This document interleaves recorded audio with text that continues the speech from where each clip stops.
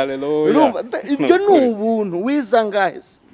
Wizangahe ufite angahe? Mvuka hehe ni mu buntu. Ni mu gakizo mu kameramani naye yari yarakubiswe ndamuzi. Naye yari yarakubitiwe hani Beteli. Rero urumva twibereye mu buntu nge pasiteri. Wari imbobo Nyabugogo. None ngo ndi pasiteri ngo Theogene ngo Inzahuke. Cyaho ni mu buntu. Ni Imana kuguha ikintu kitari kigukwiriye ariko kubera urukundo rwayo yarangiza ikakiguha nta kiguzi. Tuyishimiye rero urukundo rwayo, imbabazi zayo zadusanze ku muhanda zikaduha agakiza, zikaduhuza n'abakomeye nabo bakaza twese tugasangira izina tukitwa abana b'Imana muri uyu muryango. Gutwaza umushumba Bibiliya si icyaha. Umuzungu, umwirabura, uwize, utarize, bosi n'umuyaya, umunyonzi n'umumotari, umuzunguzayi n'uwo muri biro. Utavuze ngo amen. Amen. N'indara z'imihanda. Upfa kuba umwemeye. Ijambo nkunda ryanditse muri Yohana 3:16 rivuga ngo kuko Imana yakunze abari mu isi cyane byatumye itanga umwana wayo w'ikinege kugira ngo umwizera wese n'umwizera wese atarimbuka ahubwo ahabwa ubugingo buhoraho. Bakunze ijambo ry'Imana, ababa mu Rwanda, ababa mu mahanga, nongeye kubasuhuza. Yesu ashimwe cyane.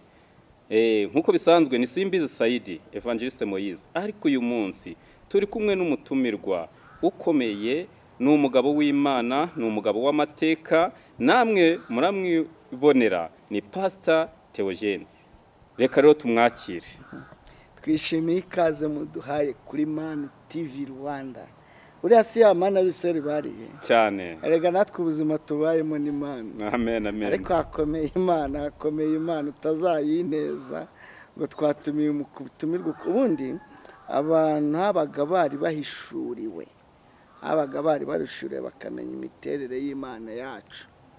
Rero buriya iyo ushaka gucokoza icyubahiro cyayira kwereka. Reka tugiharire Imana. Ubundi turi hano nka pasiteri n'umunyamakuru na kameramani, ariko ubundi hakomeye Imana. Gusa icyo namaze kumenya, iyi Imana ihaye icyubahiro cyayo kuko igihorana iragusubiza ikakigusubiza, ikavuga ati mu ijuru ufite abandamye, ariko kuko uyu mwana mpaye icyubahiro cyanjye, reka mbese tunezererwa ibyishimo byacu, icyubahiro cyacu, gukomera kwacu, cyangwa ibyo dukeneye byose tubibonera muri Kristo Yesu. Amen, amen. Ariko none aho kubahwa bubahwe. Abantu tujya bakadutwaza Bibiliya ntago ni byiza bajya bazibatwaza, nanjye bajya bayintwaza mu mutima, ariko ni wakayira naze ifite ibiro bingahe, ifite ibiro bingahe, nta n'ibiro bibiri birimo, nta n'ikiro Bibiliya nta kiro kirimo, ahubwo bazaze mbakaborodereje ubundi ko umwana babyeyi umwana amashuri natangira mu kwa 9 nyubahe bariyo bantu hazi. Ako simbi umva urantwaza Bibiliya waje nkaguha ababyeyi mwuka yintwaza mu bana 8 10 nabangahe ndera. Ariko turimo turaganira kandi nabandi babyureho. Gutwaza umushumba Bibiliya si icyaha pe, ntago ari icyaha, mujye muzibatwaza, ariko nyimuzayintwaza ubutaha. Amen. Pastor Ataru ngubu ubutaha. Pastor ntimwadusengera kugira ngo eka dusenge Imana. Mana data twese mu izina ry'Umwami wacu Yesu Kristo Nazareti, kanyaka tugushimiye kunyaneza ko nuko ruhoraho iteka ryose. Bana natwe muri uyu mwanya tugiye kuganira amagambo y'isanamitima rishingiye ku ijambo ry'Imana. Umwuka wera yaherekeze ayagure mu mitima y'abagiye kuyumva, mu izina ry'Umwami wacu Yesu Kristo. Amen. Amen. Murakoze cyane. Pastor, nge nari mfite icyifuzo cyangwa insanganyamatsiko y'agakiza. Imana igitanga agakiza. Hari abana baba bari mu muhanda cyangwa umuntu ari mu byaha akumva ko adakwiye agakiza. Nanjye ibyo bintu byagiye bimbaho. Ubwo nari ndi mu muhanda ndi umujura, hariya Nyabugogo, ingangi zitandukanye muri mujyi wa Kigali nazigiyemo. Nkumva ko ntari umuntu ntabona agakiza, mbese Imana itampa agakiza. Ariko Imana iza kugira gutirambabarira. Mwadusobanurira ku gakiza?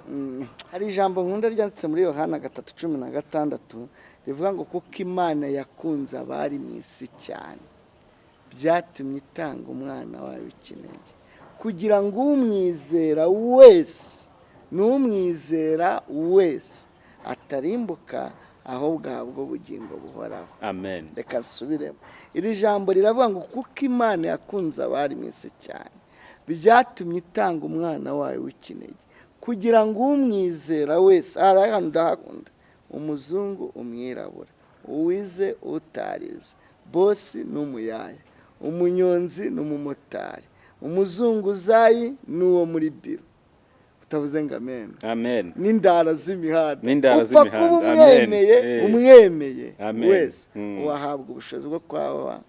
Kandi reka nkubwire ikintu cyanejeje wa wundi uvuye muri biro maze kwiga mu Buhinde no mu Bwongereza akaza ari docteur. Hari umuntu witwa docteur ku buryo umuhamagara udashyizeho ititire ya docteur atakwitaba.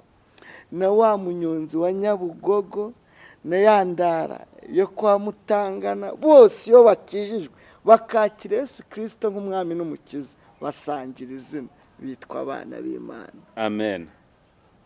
Ariko haleluya. Sinzi aka kantu nibukumva. Ako kantu ndakunda. Base nta cyiciro cy'ubudehe kibamo muri uyu muryango w'abana b'Imana. Kandi umva ikintu cyanejeje ngo iyo Mana itanga agakiza ntigira isoni zo kwitwa data ngo natwe tukaba abahungu n'abakobwa bayo. Amen. No vuga uretse gato urwo ni rwa rukundo rw'Imana ruduhuriza muri uyu muryango. Urukundo rw'Imana rero rugabanyijemo ibice bitatu cyangwa se rugizwe n'inzego eshatu cyangwa se rugizwe n'inkingi eshatu. Inkingi ya mbere ni inkingi yitwa imbabazi. Inkingi ya kabiri ni inkingi yitwa agakiza. Inkingi ya gatatu ni inkingi yitwa ubuntu. Kuvuga ngo iyo umuntu avuze imbabazi akavuga agakiza akavuga ubuntu aba avuze urukundo rw'Imana. Amen. Imbabazi ni iki rero? Ni Imana kukubabarira ibyaha wakoze kandi igihano cy'ibyo byaha ubwabyo rwari urupfu cyangwa se cyari kimwe mu bikomeye nk'uko Bibiliya ivuga. Biravuga mu isezerano rya cyangwa nugira umuntu ukuramo ijisho bakagufata utaragera mu mudugudu w'ubuhungiro nawe uhorwa icyo gihano ukurwemo iki irindi jisho. Aho ni mu isezerano. Nufatwa usambana uterwa iki amabuye ariko kubw'urukundo za ntambwe zindwi Kristo yateye iya mbere agasiga ubwiza bwe mu ijuru. Iravuze ngo kubana n'Imana yabonye atari ikintu cyo kugundirwa yemera kwisiga ubusa yambara akamero nk'ak'umwana w'umuntu. Ari nje ari ya Marina ashaka ari wa muprofeseri ari wa mudogiteri Imana ishaka. Icya kabiri aza yemera gutwitwa amezi 9. Icya gatatu yemera kuvukira mu cyaro. Amen. Ntiyavukira i Yerusalemu aremera ajya kuvukira mu murwa muto mu cyaro. Cya gatanu yemera no kuba impunzi arahunga. Indi nkingi yemera no gupfa ku musaraba. Uretse ko atapfuye yanyuze mu rupfu. Urupfu yari rufiteho gahunda ntabwo ari rwo rumufiteho gahunda. Yari agiye gufungura ibituro by'abera. Ariko haleluya. Kandi amaze kuzuka rwa rukundo rwe azukana n'abera. Yego. Ntihita n'abajyana no mu ijuru ngo babanza gukora karasisi Yerusalemu. Babona ibituro by'abera bikinguka babona Yerusalemu akarasisi. Bamenya ko abapfuye bazagira gute kuko ari abataramwemeraga. Sashimwe. Si n'ibyo gusa hasigaje no kuzaza kudutwara. Aho ni muri kagakiza. Abamwizeye. Ni muri za mbabazi. Amen. Ni muri bwa buntu bwayo. Ubusobanuro bw'ijambo imbabazi ni Imana kwibuza kuguhana igihano cyari kigukwiriye kubera imbabazi zayo. Nawe ugahinduka icyaremwe gishya. Ijambo rya kabiri ni agakiza. Agakiza ni Imana kugukiza akaga wari wisanzemo. Amafaranga atagira icyo akora, imiryango itagira icyo ikora, umudamu atagira icyo akora, amashuri wize atagira icyo akora, inshuti n'abavandimwe batagira icyo bakora, ariko urukundo rw'Imana rwuzuye agakiza rukagusanga muri ako kaga rwangiza rukagutabara muri ako kaga. Amen. Ijambo rya gatatu ni ubuntu. Kuba witwa murokore kuba byonyine wicaye ngo ufite ikinyamakuru cyitwa Manu TV n'ubuntu umuntu warindara si umaze kutubwira ngo ari imbobogo cyane rwose none ngo ufite ikinyamakuru ngo uri umunyamakuru kamera imbere yanjye wanyicaje uri itihereza icyubahiro haleluya ibyo ni ubuntu wizangahe wizangahe ufite angahe mvuka hehe ni mu buntu ni mu gakizo kandi reka nkubwire ikintu cyanejeje wa wundi uvuye muri biro maze kwiga mu Buhinde no mu Bwongereza akaza ari docteur hari umuntu witwa docteur ku buryo umuhamagara udashyizeho ititire ya docteur atakwitaba na wa munyonzi wa Nyabugogo na yandara yo kwa Mutangana bose iyo bakijijwe bakakira Yesu Kristo nk'umwami n'umukiza basangira izina bitwa abana b'Imana amen ariko haleluya seza kantu nibukumva ako kantu base nta cyiciro cy'ubudehe kibamo muri uyu muryango w'abana b'Imana kandi umva ikintu cyanejeje ngiyo Mana itanga agakiza nigira isoni zo kwitwa data ngo natwe tukaba abahungu n'abakobwa bayo amen no uvuga ngo uretse gato urwo ni rwa rukundo rw'Imana ruduhuriza muri uyu muryango urukundo rw'Imana rero rugabanyijemo ibice bitatu cyangwa se rugizwe n'inzego eshatu cyangwa se rugizwe n'inkingi eshatu inkingi ya mbere ni inkingi yitwa imbabazi inkingi ya kabiri ni inkingi yitwa agakiza inkingi ya gatatu ni inkingi yitwa ubuntu kuvuga ngo iyo umuntu avuze imbabazi akavuga agakiza akavuga ubuntu aba avuze urukundo rw'Imana amen imbabazi ni iki rero ni Imana kukubabarira ibyaha wakoze kandi igihano cy'ibyo byaha ubwabyo rwari urupfu cyangwa se cyari kimwe mu bikomeye nk'uko birivuga biravuga mu isezerano rya cyangwa nugira umuntu ukuramo ijisho bakagufata utaragera mu mudugudu w'ubuhungiro nawe uhorwa icyo gihano ukurwemo iki irindi jisho aho ni mu isezerano nufatwa usambana uterwa iki amabuye ariko kubw'urukundo za ntambwe zindwi Kristo yateye iya mbere agasiga ubwiza bwe mu ijuru iravuze ngo kubana n'Imana yabonye atari ikintu cyo kugundirwa yemera kwisiga ubusa yambara akamero nk'ak'umwana w'umuntu ari nje ari ya Marina ashaka ari wa muprofeseri ari wa mudogiteri Imana ishaka icya kabiri aza yemera gutwitwa amezi 9 icya gatatu yemera kuvukira mu cyaro amen ntiyavukira i Yerusalemu aremera ajya kuvukira mu murwa muto mu cyaro cya gatanu yemera no kuba impunzi arahunga indi nkingi yemera no gupfa ku musaraba uretse ko atapfuye yanyuze mu rupfu urupfu yari rufiteho gahunda ntabwo ari rwo rumufiteho gahunda yari agiye gufungura ibituro by'abera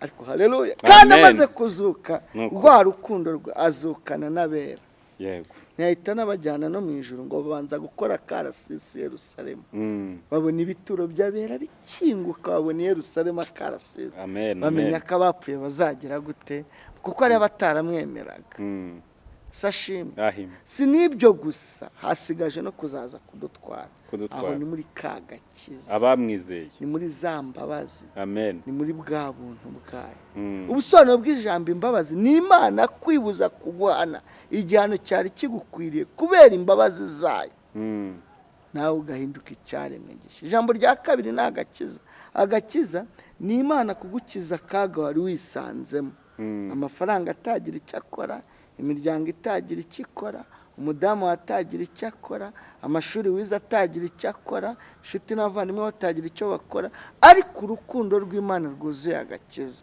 rukagusanga muri ako kaga rwangiza rukagutabara muri ako kaga amen ijambo rya gatatu ni ubuntu kuba witwa murokore kuba byonyine wicaye ngo ufite ikinyamakuru cyitwa Manu TV n'ubuntu umuntu warindara si umaze kutubwira ngo ari imbobogo cyane rwose none ngo ufite ikinyamakuru ngo uri umunyamakuru kamera imbere yanjye wanyicaje uri itihereza haleluya ibyo ni ubuntu wizangahe wizangahe ufite angahe mvuka hehe ni mu buntu ni mu gakizo umukameramani nawe yari yarakubiswe ndamuzi nayo yari yarakubitiwe hano i Beteli. Rero urumva twibereye mu buntu, njye pasiteri wari imbobo Nyabugogo, none ngo ndi pasiteri ngo Theogene ngo Inzahuke. Cyaho ni mu buntu, ni Imana kuguha ikintu kitari kigukwira, ariko kubera urukundo rwayo yarangiza ikakiguha nta kiguzi. Tuyishimiye rero urukundo rwayo, imbabazi zayo zadusanze ku muhanda, zikaduha agakiza, zikaduhuza n'abakomeye, nabo bakaza twese tugasangira izina, tukitwa abana b'Imana muri uyu muryango w'abana b'Imana, nayo ikatubera data, natwe tukayihera abahungu n'abakobwa. Amen, amen, amen. Wafashijwe gutekereza ku rukundo rw'Imana. Haleluya. Imana yacu ishimwe cyane. Utubwirije ijambo ryiza, agakiza. Umva ko Imana itanga agakiza ntabwo itoranya. Ntabwo itoranya. Toranya Marine ntizabamo. Kandi ari ibishoro, ntabizi ko nta gishoro, yari imvange twirasaga. Ubwo rero urumva nta bishoro byari bihari. Ariko Imana yaradukunze. Amen. Bajyama ndabemera. Inzo mundemere se. Aya nizanye mwana ni mundasire. Reka mbanze ndangize ino mirongo ubundi nze tu bana mundemere. Baraba nabo barishumiza. Baravuze ati pastor atuganije mu mvugo, kandi wasanga wayijimije kamera.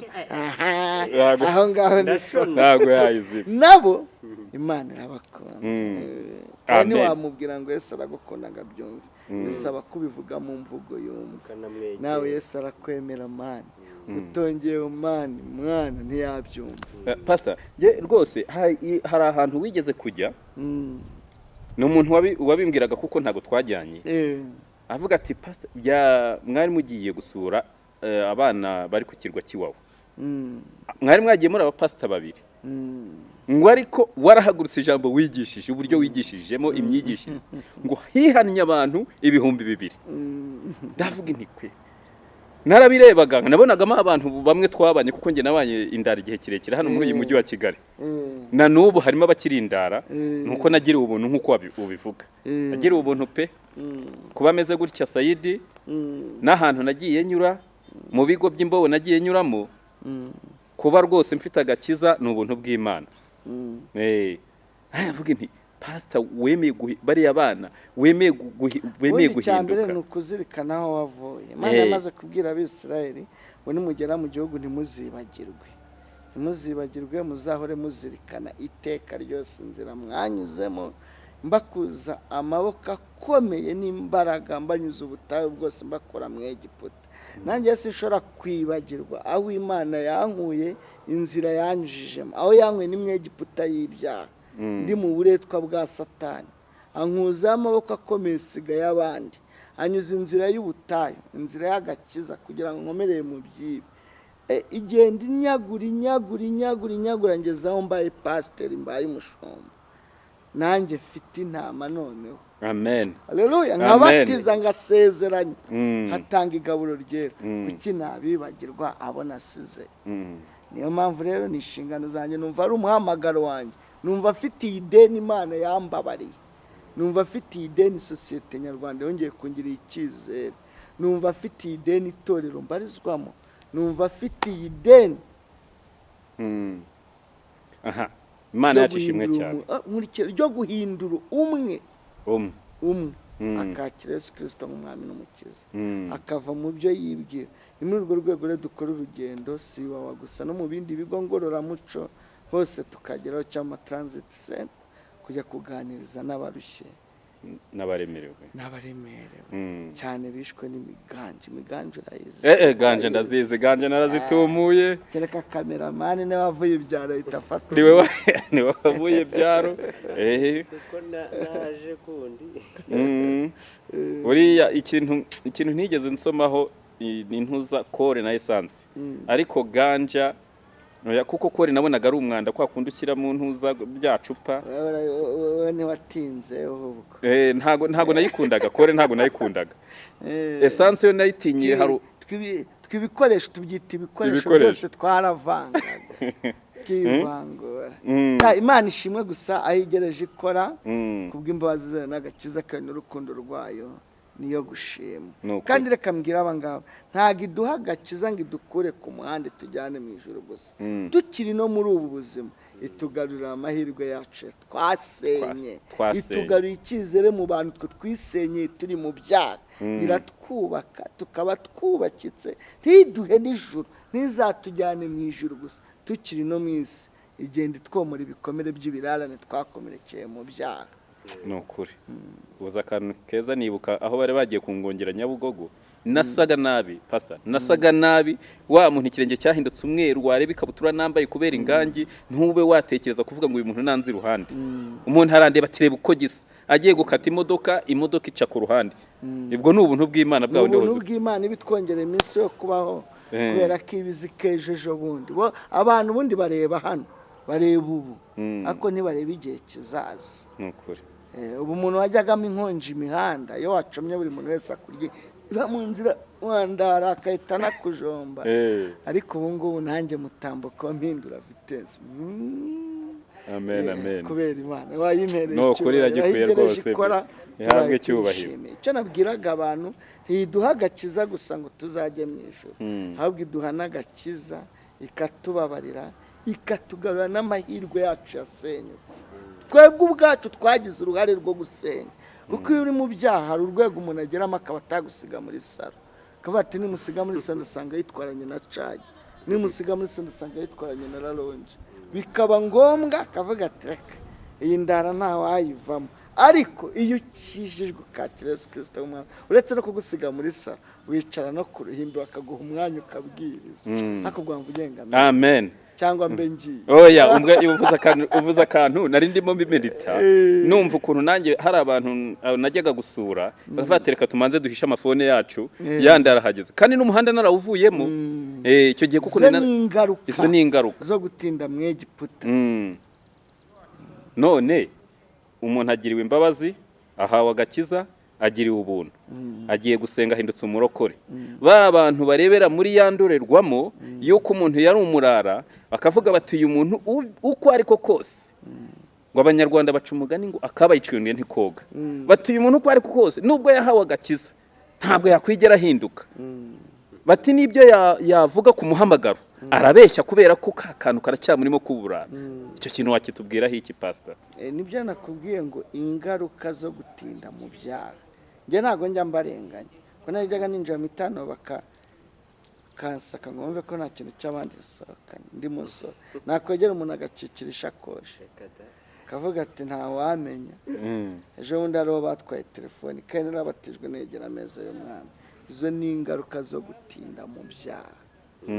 ariko kutindana n'Imana undi ijambo ry'Imana Imana yavuze ngo nkunda abankunda bashakana umwete bazambona uko utindana n'Imana ugenda usa nayo yongera kukubakira icyizere mu bantu mbwire n'abadukurikiye uko utinda mu isi usa nayo cyane kutinda ucuruza ifu asa n'iki asa n'ifu kubera ko ucuruza amakara asa n'iki ucuruza umucanga asa nawe nutinda n'Imana uzasa nayo amen reka dutindane nayo Imana yacu ihabwe icyubahiro Imana ishimwe reka itugaruye icyizere mu bantu banga Imana yacu igigarura icyizere kandi koko yarakigaruye pe buriya tuba twishimye iyo tubana na pastor hari ibyo yabonye hari ubuhamya bwe yabonye akatubwira ati Imana igigira imbabazi ikagira ubuntu igatanga agakiza ku bana bayo natwe twumva twiremyemo icyizere kandi ndetse na wa wundi ukiri muri wa muhanda nawe yabonye kino kiganiro ndabizi hari abana ubu ngubu iterambere ryarateye ntago ari nka cya 9 tukiri mu muhanda twari tuzi telefone cyari cyo oya hari abana tutazahura nabo mu nsengero ava mu gipangu na VUT cyangwa vigi mujyanye kuri piscine muri siporo ntawe muzahurira ariko kubera Imana ikoranabuhanga basigaye bakurikira ibyanditswe yicaye kuri mashini imbere ye hari n'abantu bari busy yiga muri weekend mu minsi y'imibyizi bari mu kazi ariko byibuze amasaha ya pause imbere y'amashini akakurikirana inyigisho cyangwa ikiganiro nk'iki duhamya rero ko nabyo Imana iri kubikoreramo irivuga ubutumwa rya online amen ariko hari ikintu ngende njya mbona iyo wa mwana wa wundi wavuye hahandi habi cyane akagirirwa ubwo buntu, akagirirwa imbabazi, agahabwa agakiza, iyo akijijwe neza akabigumamo, Imana iramukomeza ku buryo ari wa wundi uba umeze nkandi nka Eliya, ngo yari umusuhuke, Eliya witishuwe ari umusuhuke w'igareyadi, uko yageze imbere y'aho bagakomera, nsanga n'uwo muntu ariko bameze. Oya niko bameze, wababariye byinshi akunda cyane. Kandi buri muntu avuga inzira y'umusaraba yanyuzemo. Burya niyo mpamvu Kaleba atari kuvuga nka Yosuwa ntiyari kuvuga nka Kaleba.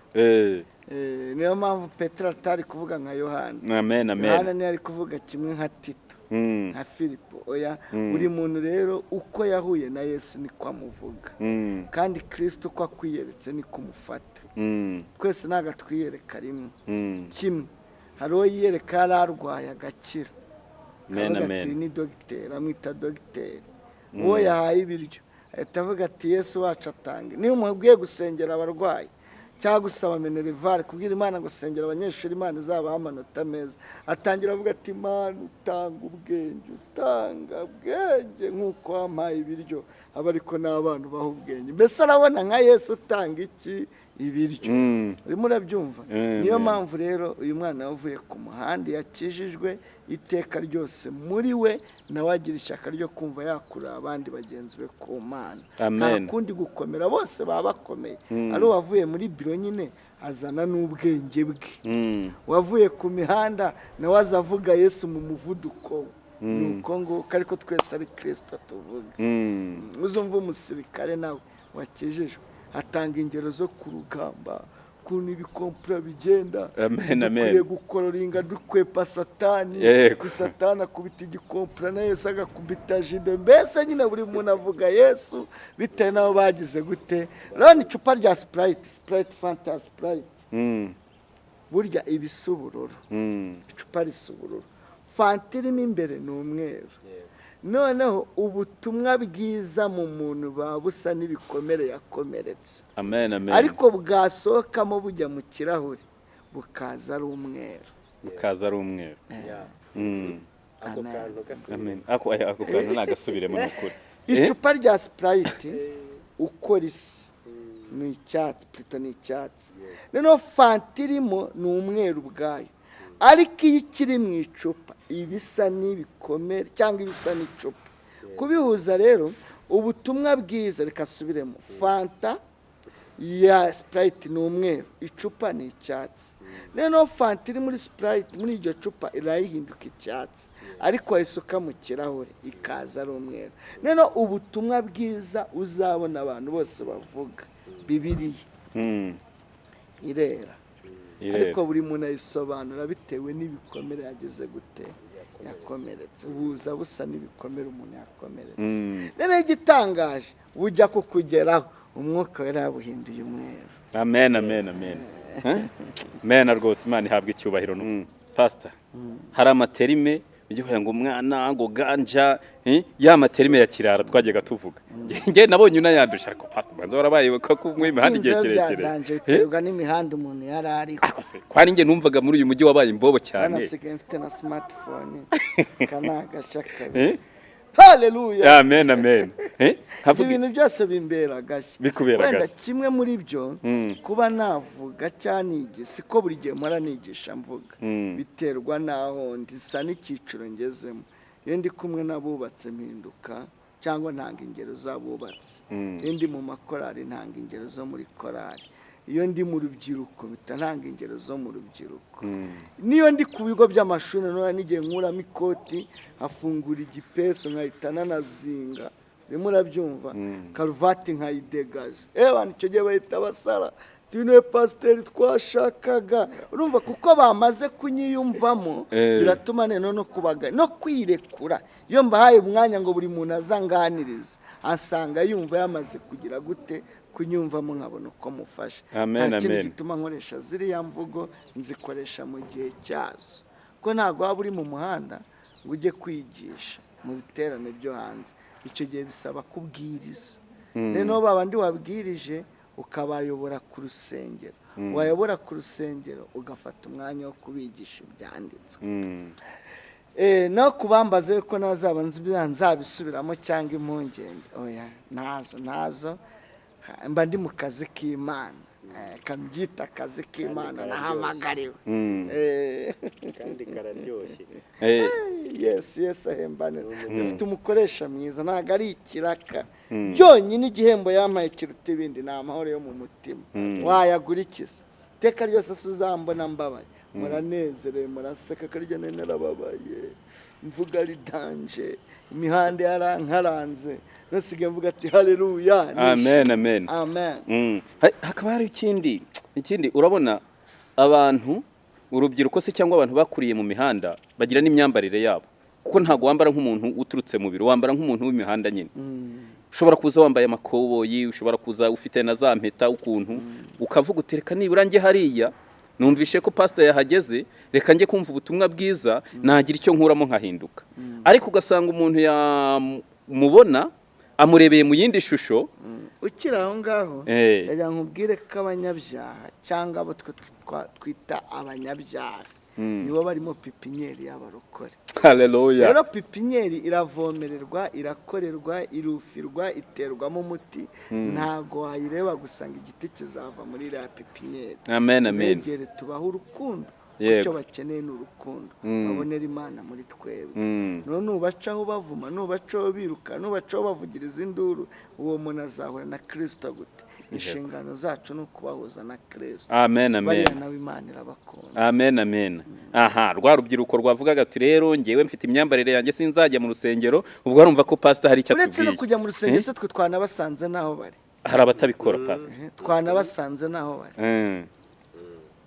byo nibyo cyo ni ukuri rwose Imana yacishimye cyane umuhamagaro n'umuhamagaro nzajya mbasanga aho mbabazanire nabo bagume mu rusengero nabyo biremewe ariko burya tubasanga aho bari kandi tubasanga aho bari tubacira imanza tubasanga aho bari tubereka inzira bo babone ko ibyo barimo atari byo kuko n'ugero ukati wakirara we Mana izakwicara leta batereke byamuvugane bikemura haza mwabareze ereka Imana urukundo ereka abo bantu urukundo rw'Imana ubayobore no kuntu umuntu ahura n'urukundo rw'Imana amen Imana ntago ari interahamwe Imana ni urukundo yobora abantu ubereke ahubwo umuntu ahura n'urukundo rw'Imana gute umuntu atandukanwa n'iki n'urukundo rw'Imana umuntu atandukanwa n'Imana atandukanwa n'ubwiza bw'Imana atandukana n'urukundo rw'Imana kubera iki icyaha nareka icyaha arahura n'urukundo rw'Imana Imana nayo igize gute iramukunda naguma mu byaha we ubwe ku giti cye azaba yizize azapfa arimbutse ariko wowe wamweretse urukundo ako kantu ni akantu keza gata hari ahantu narindi umujyama wanjye yari umuhanzi ko nanjye nigeze kubaho umuhanzi ubwo urumva turamenyana arazaza mu rusengero yabaga yambaye impeta ipantaro zigezaho umuntu aramubwira ati aho hantu baguhaye ibyo bintu ugomba gusubirayo umwana asohoka arakaye n'amarira menshi cyane ati ngiye nkasohorwa mu nzu y'Imana ubundi Imana musenga ni iyihe ndavuga intu umuntu umukoreye nabi wagombaga kumwereka urukundo kugira nejo yahinduka nejo yahinduka Imana idufiteho umugambi ariko hari ikintu ntekereza kiby'Imana umuntu atevuga ngo birangize reka ducumbikira haleluya ubutatu uzacumbuka amen ariko bari kuri Imana TV ndabakunze cyane ndahari iteka ryose nzajya nza tuganire ku byanditswe twivugira iby'Imana gusa uyu munsi duvuze ku bintu bitatu twongeye tuyibasubiriremo tuvuze ku gakiza ku mbabazi ku buntu tubonye ubutunzi Imana iha abantu kuruta ubundi ni amahoro yo mu mutima amen tubonye ko Imana buri wari wese imukunda ari uri kuma kandi tubonye ko dusangiye izina ari abakomeye nabo ari igitanda ugeraho ugiye kuryama ukayoberwa ukuryama ndaryama hose kingana mbese ukaba wasaba bati Imana mpishurira naryama curamye nuryama ku gasempure cyangwa ukirara ingange ariko mwese mukijijwe Imana ibita abana bayo Imana yashimwe cyane ni ukuri pe murakoze kameramani nishimiye kumubona yego naye ndabyishimiye ariko vuga ngo amen Imana yashimwe cyane rwose ni ukuri ni umugisha ukomeye ntabwo twari tuzi ko twagera ahangaha ndibuka rimwe umuntu muri Kigali yanjyanye ngo ajye kungurira amata hari muri 97 anjyana ahantu hakomeye noneho banzanira iriya serviette batereka iruhande n'amata batereka iruhande ndavuga se nakadakadama nakadame ndavuga ariko sinakadama ntagiye ntabajije uyu muntu ndamwegera none se akako bakarya gute ati ko nako bihanaguza ariko ubu none mfite mikoro Imana yacu ishimwe cyane